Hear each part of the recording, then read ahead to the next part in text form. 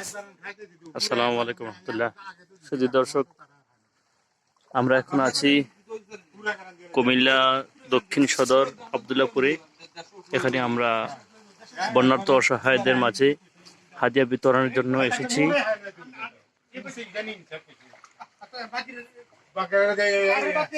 এই হলো আব্দুল্লাহপুর দারুল উলুম মাদ্রাসা,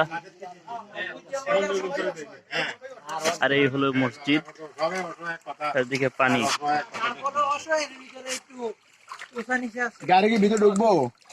ঢুকবো আপনারা নামেন, ওই নামেন, ঘুরে দেবেন আপনার দেখে দেন।